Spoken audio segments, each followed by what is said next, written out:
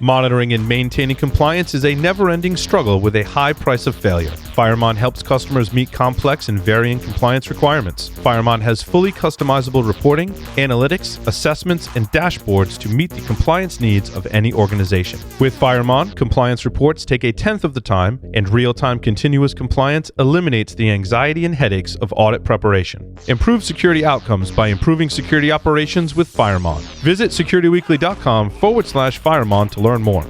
How have business drivers impacted your organizational risk? Simulate Extended Security Posture Management enables CISOs to know what parts of your cybersecurity portfolio to keep, what to get rid of, and what to buy. Know that your cybersecurity investments are optimized and can reduce cybersecurity risk. With Simulate, you don't assume you are secure, you know. Visit securitywweekly.com/simulate to learn more. Right now, everybody is talking about cryptocurrency, and the criminals are hiding in the conversation. Cyber criminals use social engineering, loaded with urgency and fear, to successfully prey on your company, your employees, and your customers. Spear phishing is just one of 13 types of email threats. Barracuda has identified these 13 types and shows you how to protect your company, your customers, and your reputation. Find out about the 13 email threat types and Barracuda email protection. Get your free ebook at securitywweekly.com/Barracuda. That's securitywweekly.com/Barracuda. Welcome back to Business Security Weekly. I am your host, Matt Alderman, joined by Tyler Robinson and Josh Marpet. Don't miss any of your favorite Security Weekly content.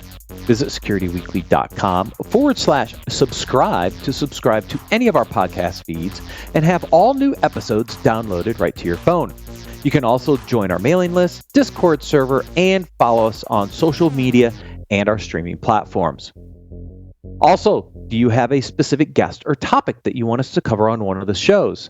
Submit your suggestions for guests by visiting securitywweekly.com/guests and completing the form. We review those forms often and will reach out to you once reviewed. If you are an active CISO in the industry and you want to get on this show, you have a green light. Just submit the form. All right, gentlemen, let's get to articles.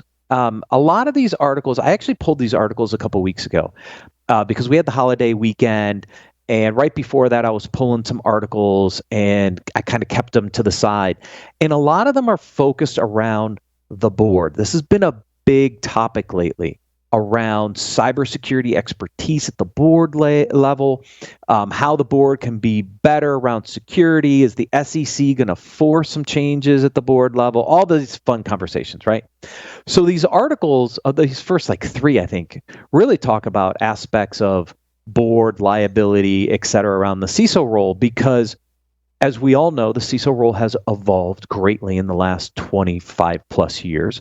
And so have attacks, and so have breaches, and so have lawsuits. And they all have ramifications to the profession, both at the board level and as an individual CISO, where CISOs are now getting pulled into lawsuits, which is really, really crazy to me. But so the first one really is around, it's a Fortune article around how the board can help in the fight against cybersecurity threats. So there are not a lot of points out of this one, but it's interesting. If you start to think about this, what should the board do? They should first start to ask questions about cybersecurity threats and the risk to the business. I mean, that would be like a good starting point to me, but yet some boards don't even do the basic ask a question about the threats and risks that cybersecurity create to their organization. Now, is that a limitation of kind of where we are with the board? Like we all know, even the CISO, even the CEO, I think, has a good understanding of all of the things that we need to do now from a security standpoint, technological standpoint, of getting the board up to speed, getting the right people on there, getting the right questions asked. But is now the point in time on the timeline where we do not have that shift of mindset and action? We know what needs to be done. We're just not able to make that leap onto the board. Is that why we're still seeing all these articles and we're still seeing a lot of the same mistakes made? Or is it just a function of we don't have the capability or the time to get the board up to speed. Therefore, until the board starts to cycle and we see the next iteration of the board where these things may come into fruition, is that when we start to see those hit the timeline, right? So I go back to my Sarbanes-Oxley days when we had Enron, we had what was the other one? MCI WorldCom, right? Major issues around financial reporting and just major issues, right? So Sarbanes-Oxley comes along and they force the audit committee. They force this body that does the independent verification. We bring out new GAAP rules. We bring out all this stuff around the financials. Even after Sarbanes-Oxley came out, Tyler, it took a while for the board to shift and to really get their arms around this. It was forced on them and it took time. In cybersecurity, nobody's really forcing the board's hand yet. This is why the SEC guidance about potentially making some of this required at the board level was big news and has been big news over the past couple months, is because it would do to cybersecurity what happened with Sarbanes-Oxley and financial controls and reporting, right?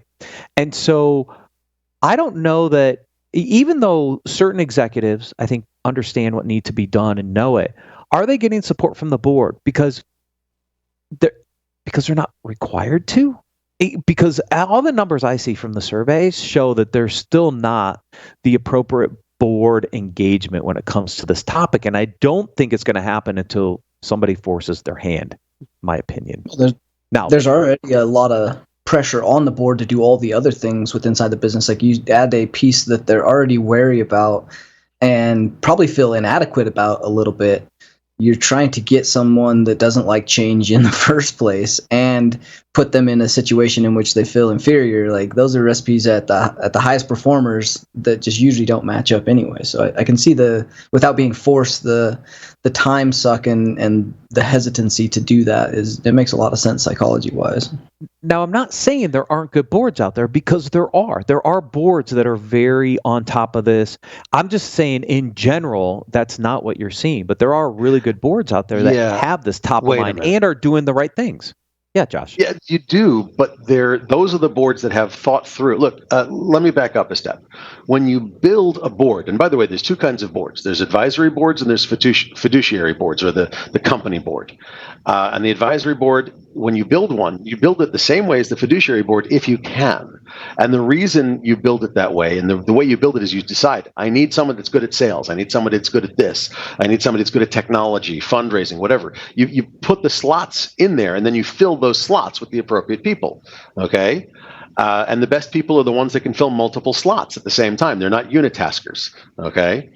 So that's an advisory board. Now, a fiduciary board is often built based on the needs of the company. We got an investor and they're requiring a board seat. We've got the first 3 people that joined the company. They're on the board because it's the 2 founders and his best friend or whatever. And that's how you build a board. So a fiduciary board is often actually worse than an advisory board in terms of expertise. Let's be clear. But the problem is that, or sorry, not the problem, but the situation is that a fiduciary board is always looking out for the growth of the company. They're not necessarily looking out at the risks of the company. So a fiduciary board, or a corporate board that understands risk quantification, and risk management, is going to be better at cybersecurity than any other board that's just looking to hypergrow the company. Yes. Which is why article number 2 is here. Because if you were going to build a cyber-capable board, what should you look for? What should you do? So the second article, tied to the first one, right, is here are the 10 things that you should do if you're a board member to understand. Now, okay, lead from the front. Yes, there are some good boards that have taken cybersecurity seriously, and they are leading from the front. And yes, more boards should do it. I really like 2 and 3, right? You need to talk to your CISO and you need to start asking questions, right? Because how else do you learn? If you're not talking to the executive that owns security and asking questions about what's going on, you're never going to educate yourself around this. It's too complex. Like the stuff we all know, it kind of comes like just native to us. It doesn't to everybody. every time I open my mouth about cybersecurity, I'm waiting for my wife to slap me or go to sleep, like one or the other. Like she doesn't want to. It's like You should deal with your board like you deal with your wife, or expect to be dealt with like your wife. I'm not signing on to that. I'm sorry. So, when you build a board, as I said, it's often done sort of by default. It's done by the structure of the deals that your company participates in. It's done by who was there, that kind of thing. But when you build a board and you build it specifically to be risk aware, that includes security, that includes business risk, that includes operational risk, that includes all the different kinds of risk, then you're doing the right thing for your company.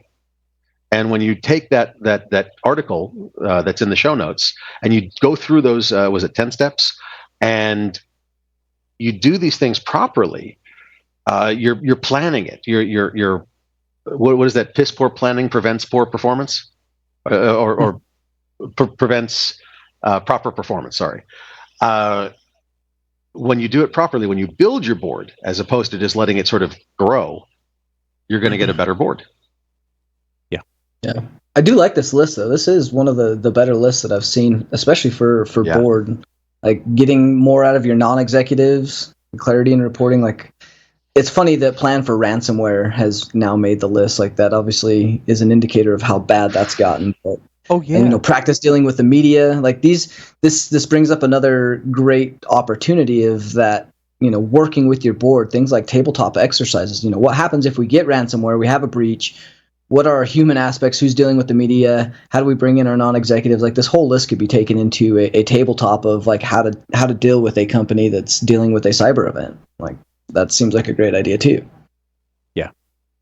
Yeah, I thought there were some really great tips. It talks about challenging risk transfer strategies, because as a business, you can accept, mitigate, or transfer risk. Right? Those are your three basic options, or you can ignore it altogether and get compromised. You can ignore. I was going to say there's four. You can't ignore. But it talks about, so a lot of people, they'll go out and say, well, we can transfer that risk by buying cyber insurance. Can you buy cyber insurance? What's it going to cost you to buy cyber insurance? Does it cover you against all these things? Because we've also covered, Josh, as you can imagine, a lot of cyber insurance discussions on this show, because there's been so many changes. There's been a difficulty in getting cyber insurance. Not all your risk mitigation or transfer strategies are going to work. So again, as a fiduciary, right, the board has to be able to understand whether these are even viable strategies around risk.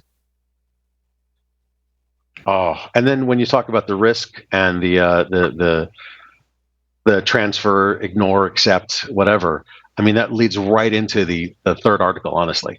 It really does. Yes. In terms of cyber incidents and who's legally responsible for them. Because part of the risk is the risk not just to the board, not just to the company, not to the operations, but to me. Okay, as an executive of a company, Matt, you've been an executive at how many companies now? A few. a few, my friend, a few. And when you're an executive, that C-level title actually means you're an officer of the company. And it means that you hold some, maybe not much, but some personal responsibility for the actions of the company and the risks that they take. And as such, do you hold legal liability? That's why they have things like directors and officers insurance, error and omission insurance, things like that, right? Yes. And that's really what this article is talking about, is the boards. Some companies have been sued, and some of these suits have been thrown out because there are regular updates around cybersecurity to the board. So the board's not legally responsible. Well, maybe not, right? Maybe they decided to sweep some stuff under the rug. Whether you can prove that or not is a different story. What's been happening is that liability has been going down to the CISO level. And with Jason and Ben both being in the seat, right? We talk about this often, is you really got to understand the risk to you, the individual, as a chief information security officer these days, because with the Uber breach, you're seeing, Sullivan pulled into lawsuits. He was the CISO at the time. There's a lot of crazy stuff going on. So if you are a true officer of the company, then I should be covered by D&O and E&O and other policies, but some CISOs aren't. And so the reason I brought this article in is if you are aspiring to be a CISO, then you better understand your employee agreement, what you're liable or potentially liable for, what are the protections the company's going to put in place, because this is not the role it used to be 25 years ago. It is a very different role, and there's a very different risk profile to you personally in this role. Well, you know the other name for a CISO now, right? Designated scapegoat. I mean, that's what it is, and it's what's the lifespan of a CISO? Is it 18 months?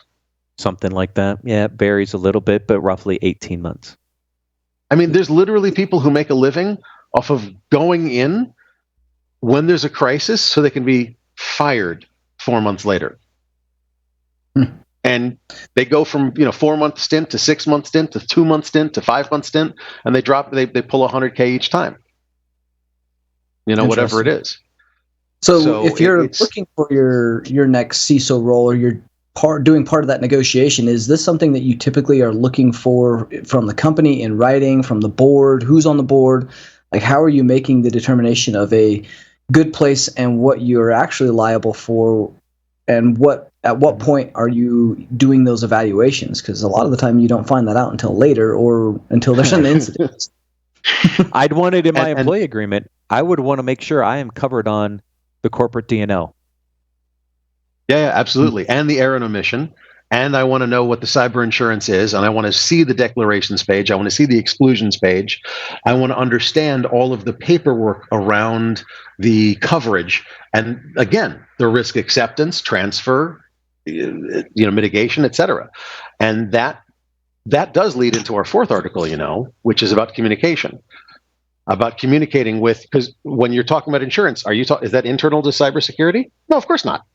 That's legal and compliance and procurement. And you've got to make sure that you've got channels and rapport with all of those departments. So it's a fascinating segue that becoming like literally through this entire article list, and I don't know if you did this deliberately, Matt, but it's been the board to the CISO to all the different departments that work together and communicating therein. Fascinating way to build this article list. Well done, sir. I do try to link these in the order that I want to cover them for people, because it makes it easy. It's part of the discussion, right? But this communication article is key to all the other pieces we just talked about, right? The shift away from technical to business risk. Being a business leader means communicating with your peers at the executive level. These are things that are very important in this role now that, like I said, 25 years ago, most of the CISOs were more technical. They came up through the technical ranks. They weren't considered a true business leader. They didn't have a seat at the board. That has changed dramatically in the past, 5-10 years, easy. And you're seeing more of it. And what that means is anybody who aspires to be a CISO, or anybody who's in the chair, these are tips and tricks to help you continue to transition into that true business leader role. Now, I've seen CISOs hired that came from the business side because they knew enough about cybersecurity, but they're very business oriented, right? So you see CISOs coming in from various places now, just because this is moving into a business chair with understanding business risk around it. And so you don't necessarily need to have the technical chops anymore as a CISO to be in this role. And communication matters. Does that mean that your VPs and directors now are a much more critical aspect, because someone has to have the ability to articulate that to maybe a less technical CISO, but still have the technical prowess to make those strategic business risks decisions at a level that's highly technical? So are we just shifting some of that technicality down the chain, or are we finding CISOs that maybe are less technical because of what is being required from the business side of this? Yes. Yeah, so you're seeing deputy CISOs that have more of a technical skill set. You're seeing your VPs and directors with different skill set levels now.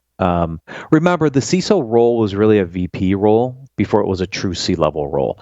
And so what you've done is, as the CISOs moved up and become more business oriented, those VP roles can still be pretty technical in nature. And I've even seen some organizations bring in deputy CISOs that really handle more of the technical components while the CISO handles more of the business board components.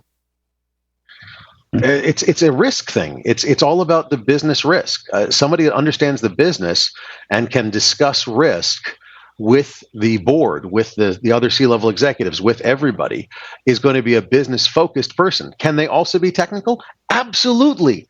Okay, but if you're purely technical and can't explain the risk, the business, and the technology in business terms, you're not going to make the CISO role anymore. Yep. Agreed. And that's why article number 5 is here to talk about some of those things that make great leaders, because, again, the CISO role is a leadership role.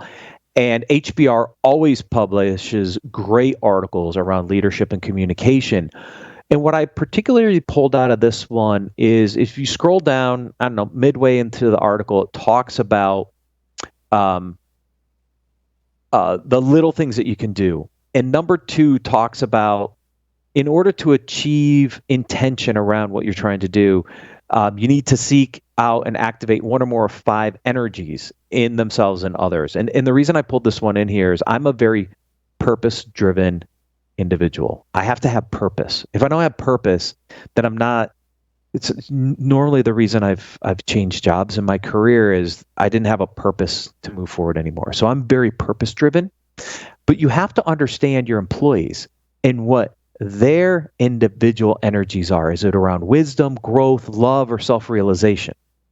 Because as a good leader, you understand what motivates and makes your employees tick, and then you use that as part of making them better employees and then also moving them up into the leadership ranks. And so it was those 5 kind of core areas that were really interesting to me, because I've always talked about how I'm a very purpose-driven leader and not necessarily around some of these other ones. So you really have to develop those relationships, is what you're saying. You almost need that, what we talked about on the BSO role, around building the interconnectivity between departments and the relationship between people and being able to have those conversations and communicate. All of the psychology aspects of a CISO role seem to mean you need some interpersonal and emotional intelligence to kind of go along with some of this. All leaders, yes, including the CISO, Tyler. Nice. I mean, and yeah, this is Eisenhower, I think, said it best. Leadership is the art of making somebody do what you want them to do because they want to do it. And if you can communicate with them well, it will resonate with them and they'll want to do what you need them to do. Thus, article number 6, Josh. 10 ways to improve your communication. You got the pattern. You picked it up at article 4. By now, you'd be like, oh my gosh. I stand in awe. Your article organization skills are beautiful, man. Beautiful. Well done, sir. But it's really true. And, it's interesting. As we've gone through this whole list, it's about understanding people and understanding what motivates them and understanding how to lead them. And it's about the business. It's about the risk. It's about the communication, the rapport, which Tyler just mentioned in the BSO role. It's about knowing how to communicate in such a way that the person you're communicating with will not only understand the idea you're trying to convey, but will feel listened to and appreciated, and will feel that they want to do something with you so that they can continue this rapport. And honestly, if this isn't hacking people, I don't know what is. Mm-hmm. In a good way, by the way, not in a nasty way. Right. And it ties into the last article, which is how to build a positive culture. Now, that article is about creating a culture of yes in cybersecurity. But in general, what you just described, Josh, is creating a very open, transparent culture. To me, that is that is one of the core elements of solving this from a leadership perspective, is creating the right culture. And that means you understand people, you know how to communicate with people, you understand what makes them tick, because then you create a culture that keeps everybody happy and engaged. And if you do that well, then integrating in cybersecurity into that kind of culture is easier. If you have a very locked down, hard to get through culture, you're never going to bring something like cybersecurity to the table and get adoption because the culture is not ready for it. It's not open and transparent and inviting. So a lot of this boils down to culture, which is why I threw that 7th article in there. Well, culture is really how you make changes in an organization. That's what we've been preaching for, the better part of a decade, but really we're starting to see that become more and more true. Without a good security culture, you're really fighting an uphill battle, and it's going to take a long time. Even if you have some top-down support, without the culture, you're really fighting that bottom-up agenda. So, enabling people, providing them what they need, providing the business the opportunity to make money, to do the business things they need to do, and then adopt that culture of security as a default early on really facilitates a much better bred organization that has security integrated as part of it rather than forcing security as a bolt-on or an add-on. Yeah, absolutely. I just want to point out that in the early days of cybersecurity, we all thought we were cowboys, technomancers and digital cowboys.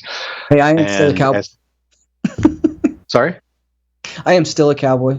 Don't take that away from me. That's true, Tyler, but you're not. There's not many like you left. Okay, let's be honest. But the reality is that we've realized that we either work together with our peers and our colleagues and our people in other departments, whether it's cyber insurance and risk and business and legal and compliance and blah blah blah, all the other different departments. Oh, we're not going to get what we need done. It's just that simple. Everybody work together, or sorry, you need this. I got other things to deal with. But if you do things with them, with those other departments, you're like legal. I got a question. Can we talk about this? Oh, sure. Let's sit down and talk about it. All right. And that's how things get done properly in a properly run modern business.